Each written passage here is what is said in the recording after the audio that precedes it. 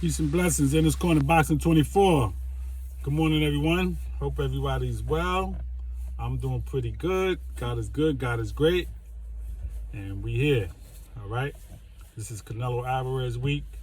He fights Dimitri Bivol this weekend.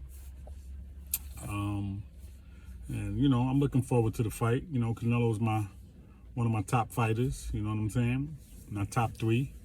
He might be pound for pound the best right now. Absolutely, I would say that. Him and Terrence Crawford, pound for pound number 1 and 2. Okay, but Jerron Enos is creeping. He right there. Shakur Stevenson is on that list. For those who don't want to admit that, Shakur Stevenson is on that list. He's in the top 5. Okay, but we're going to talk about Canelo Alvarez real quick, right? And I just read something from Tom Brown from TGB Promotions. Okay, you brought it up at the right time. Canelo getting ready to fight another undefeated fighter, a light heavyweight, and a fighter that people say is not no easy fight for Canelo. That's what trainers are saying. That's what fighters are saying. He's not an easy fight for Canelo. So now, Tom Brown, you're bringing up the fact that he could have had a 3-fight deal and fought Jermall Charlo, the middleweight champ, for $45 million. He could have fought Spence for $55 million after that. Really? At a catch weight. Really? And then he could have fought Benavidez at 168. So here's the thing. Let me just break this down. Okay? Now, he's fighting Dimitri Bivol, an undefeated fighter, 19-0, right? I don't really have a problem with that. Okay? Because he's making history. All right? And again, he's fighting another undefeated fighter. He ain't fighting somebody that's got multiple losses, somebody that's been knocked out and all that kind of stuff, right? A fighter that gives him a challenge, okay? I don't know what kind of challenge until they get in the ring, but I know it's a challenge because he's a bigger fighter, he's naturally at that weight, and he's undefeated, all right? So he got a mindset too. Now, I do have an issue with Triple G fighting him in the third fight. That I do have an issue with. I felt like he should have fought Dimitri Bivol, and then he should have went to Jermall Charlo, okay? But, that has to do with the zone. That has to do with TGB Promotions, Premier Boxing, them working that in, how they work it. I don't know all the ins and outs of that. But I do have a problem with him fighting Triple G for the third fight. I feel like he's going to stop Triple G. I feel like it's really no need to fight him 3 times. You beat him twice. The first time people can say that that Triple G won, you can say that if you want to, but I watched the fight over and over. It was a very close fight. I still give Canelo the win, the benefit of the doubt. If you want to say a split decision, if you want to say a majority decision, there's no problem with that, okay? But I feel like he won the fight, okay? Not no draw. He won the fight, and I would definitely not give it Triple G because Canelo was beating him at his own game, beating him at his own fight. And you never saw Triple G hesitant or backing up in a fight. Never have you seen that before he fought Canelo. So you have to give him a credit for effective aggression, which is one of the categories that you account in boxing, that you look at, okay? So now, as far as Jermall Charlo is concerned, we'll start with him.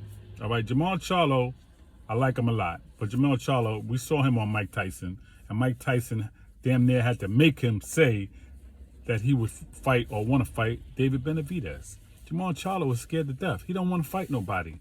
Okay, he can call out Canelo and say he want to fight him, but you don't have to wait for Canelo. You could have fought David Benavidez. You could have fought Caleb Plant. You got fighters you can fight. Demetrius Andrade. Those are 3 fighters right there he could have fought. I'm saying all that to say he ain't rushing to try to fight Canelo, and he cannot beat Canelo. I see Canelo stopping Jermall Charlo, okay, or beating him up bad. But I really see a stoppage. When he start digging into Jermall Charlo's body and breaking him down, I don't see Jermall Charlo staying up to that, okay? So that fight, listen, I don't see him being afraid of no Charlo because he easily, to me, he beats him. Charlo got a decent jab, a nice jab, okay? But listen, he's not smart enough, fast enough, and resilient enough to beat Canelo. Okay, Canelo got too much in his tank for Jermall Charlo. Errol Spence, come on, man, let's stop it. A catch weight of 164. At the status that Canelo is, why would he do a catch weight with Errol Spence, who's a welterweight? What's he going to get out of that? Okay, and if he could do a catch weight, what does that really tell you about Errol Spence? He's a weight bully, like I've been saying, 147 weight bully, right? But we saw what Sean Porter did with Errol Spence, and he's not a pure boxer. He's a puncher slash boxer, if you want to say that. All right, he's a boxer, but he's a puncher, brawler first. Okay, he's not no pure boxer. He don't have great defense. So look what he was able to do with Errol Spence. So when y'all talk about Canelo and Errol Spence, please stop it. Canelo stops Errol Spence in 6 rounds. In 6 rounds, he stops Errol Spence. Errol Spence cannot stand up to Canelo's firepower. He won't even be able to hit Canelo. Canelo could stand right in front of him, make him miss, and bang him out. Straight up and down. I don't give a damn what y'all say. All right? Now we go on to David Benavidez. David Benavidez is a challenge for Canelo, same way Dimitri Bivol is a challenge because of the height. Okay? But that's about it. Let's stop acting like David Benavidez is this monster. He's knocking dudes out with one punch. He's mauling dudes. He's smothering dudes. He's breaking dudes down. Let's not do that because he's not that fighter. Okay? I'm not the one to bring up his failing the drug test and the being overweight. That's done. He's a better fighter since then, okay? But I will say he's not the monster. He's not the assassin that Mike Tyson called him, that he tried to get Jermall Charlo to say that he would fight him, and Jermall Charlo was so hesitant to say his name. He said he want to fight the best. Mike Tyson kept saying, just say his name. You want to fight the assassin. You want to fight David Benavidez. Listen, Canelo beats David Benavidez too, okay? He's patient enough to wait for the openings and break David Benavidez down. David Benavidez has not fought anyone on the level of Canelo. Let's keep it real, okay? He's a good fighter. He's getting ready to fight David Lemieux. Most likely he's going to beat David Lemieux because David Lemieux is a brawler, okay? He's not a good boxer. That's a fight he should win. David Benavidez is not knocking nobody out with one punch. He's not no great boxer. He's a good boxer. He's a good fighter. He got hard. I give him that. But Canelo is very patient, very smart. Ring IQ is high. Defense, body shots, uppercuts, overhands. He got it all, man. None of these dudes can do nothing with Canelo, okay? So take it or leave it. I don't see why Tom Brown is even bringing that up. Try to make Canelo look bad.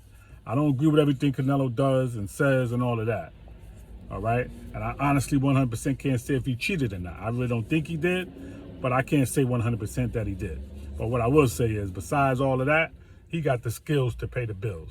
And I don't see anyone beating him at 168. All right? So now I'm hoping that after Triple G, he will just clear the deck. And he will go to Charlo. He'll deal with Charlo. And then he'll go ahead and fight David Benavidez. Errol Spence, you getting ready to get knocked off by Terrence Crawford. So we ain't even talking about that. Because, that's going to happen. Okay, Jermall Charlo, you getting ready to fight Selecki. You could have did better than that. See, y'all talk about Canelo, but look who you fighting, Jermall Charlo. Look who you fighting, David Benavidez. 2 fighters that ain't going to really do nothing. David Lemieux is more of a challenge, though, because he is a strong fighter for David Benavidez. But he's beatable. That's the point. Selecki, come on, man. Jermall Charlo, that's a damn shame. You should have been trying to get no less than Caleb Plant, Benavidez, or Andre. Okay? So y'all keep talking about Canelo and what he's doing and not doing, but talk about what he has done and what he is doing. Because he beat the monster, Triple G, twice. And if you want to say that he lost to Triple G, that's on you. But it was a very close fight, and I give Canelo the 1. But we definitely have no dispute, can't say anything about the closeness of the second fight with Triple G. He broke him down, okay? Again, beat him at his own fight. So Canelo is making history. He's the best Mexican fighter of all time, in my humble opinion. Okay, I don't care about Chavez. He got a tainted record. Most of those wins was nobodies. And when he got the Vince Phillips, and we see what happened with Vince Phillips, and we see what happened with Sweet Pea Whitaker, we see what happened with Meldrick Taylor. He was getting his ass broke down. Okay, so we're not talking about Chavez as no greatest fighter, Mexican fighter. No, we're talking about Canelo, Alvarez. All right. So peace and blessings in this corner box of 24. Please leave your comments. Please subscribe to the page. Help us grow.